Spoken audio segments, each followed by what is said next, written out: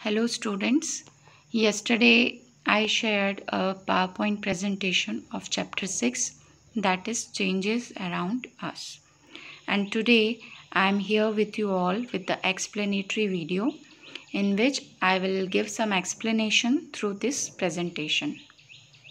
Changes around us. You might have seen this first slide आपने देखी होगी कल. इसमें कुछ मैजिकल चेंजेस की बात की जा रही है कि कुछ ऐसे चेंजेस जो हम कभी इमेजिन करते हैं कि क्या इस तरह का चेंज आ सकता है, लेकिन ये सिर्फ एक मैजिक के लिए है. पर हम यहाँ पर एक रियल चेंजेस की बात करने वाले हैं कि कैसे रियल चेंजेस जो हैं वो होते हैं. जैसे आप यहाँ पे देख सकते हैं, every day we come across different types of changes. हम रोज़ अपने आसपास अलग अलग तरह के चेंजेस देखते हैं. Turning day into night, night into a day, rising and setting of sun and moon, changing of climate, melting of ice and lot more. बहुत सारे चेंजेस हमको दिखाई देते हैं. कुछ चेंजेस जो हमको दिखाई देते हैं यहाँ पर और भी लिखे हुए हैं, जैसे growing of trees, falling of leaves, drying of clothes, cooking of food, melting of ice. ये भी कुछ चेंजेस हैं जो हम आसपास अपनी डेली लाइफ में ऑब्जर्व करते हैं. अब कुछ ऐसे चेंजेस हैं बच्चों, ऐसे चेंजेस की हम बात करने वाले हैं जिनको कि हम रिवर्स कर सकते हैं. मतलब जहाँ से हमने स्टार्ट किया था हम उस ओरिजिनल पोजीशन पर पहुँच सकते हैं. जैसे पहला चेंज है फोल्डिंग ऑफ पेपर. हमने किसी पेपर को फोल्ड किया, फोल्ड करने के बाद उसे हम अनफोल्ड भी कर सकते हैं, वापस उसी पोजीशन में लेकर आ सकते हैं. इसी तरह से यदि हमने बलून के अंदर ब्लो एयर किया और फिर हम वापस उस एयर को बाहर निकाल लिया, या फिर हमने डो से एक चपाती बनाई और फिर यदि चपाती का शेप सही नहीं बना तो उस चपाती से हमने वापस डो बना लिया. So these changes can be reversed and here are the pictures of these changes. ठीक है, ये पिक्चर्स हैं उन्हीं चेंजेस के जिनकी हम बात कर रहे थे कि हमने बलून के अंदर एयर को ब्लो किया या फिर पेपर को फोल्ड किया या डो से चपाती बनाई. Now we will talk about some changes which can not be reversed. ऐसे चेंजेस जो कि रिवर्स नहीं हो सकते हैं.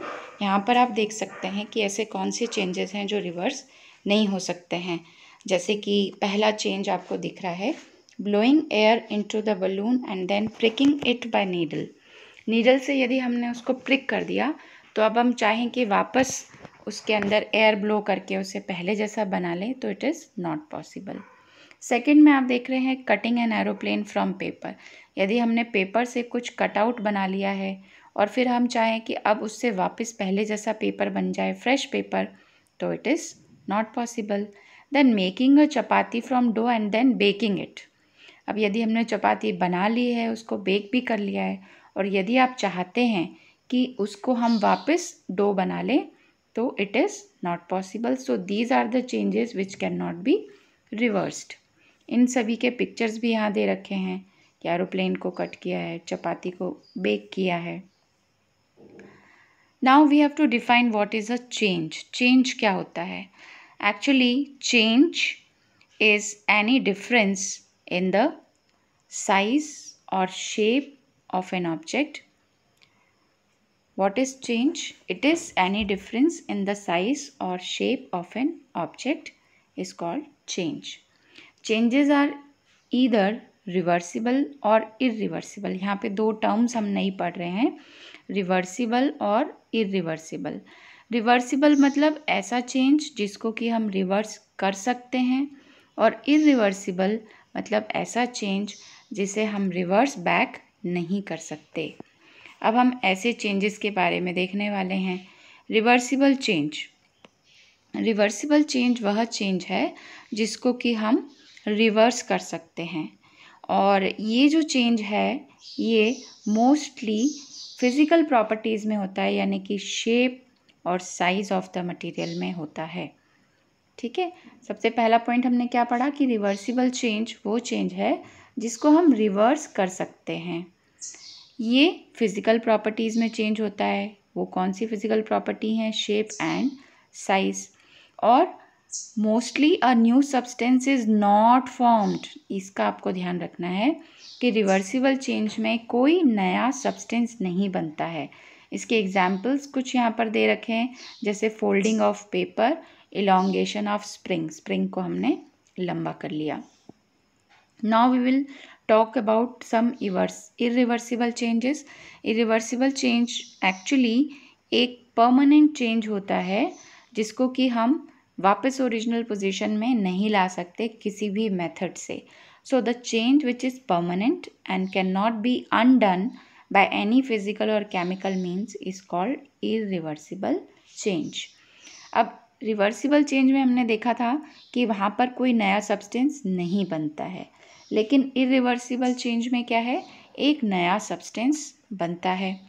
उसके बाद तीसरा यहाँ पे कुछ एग्जाम्पल्स दे रखे हैं, जैसे बर्निंग ऑफ कैंडल है। यदि हम कैंडल को बर्न कर लेते हैं और अब हम चाहें कि हम वापस से उसको ओरिजिनल पोजीशन में ले आएं, तो it is not possible. So these are irreversible changes. And then children, there is a table. एक टेबल यहाँ पर दे रखी है। ये जो टेबल है बच्चों, ये आपको फिल करनी है खुद कि कोई ये जो चेंजेस यहाँ लिखे हुए हैं उनको हम रिवर्स कर सकते हैं या नहीं कर सकते। जैसे पहला आपको दे रखा है raw egg to boiled egg, मतलब कच्चे से हम उस कच्चे अंडे को हमने बॉईल कर लिया है।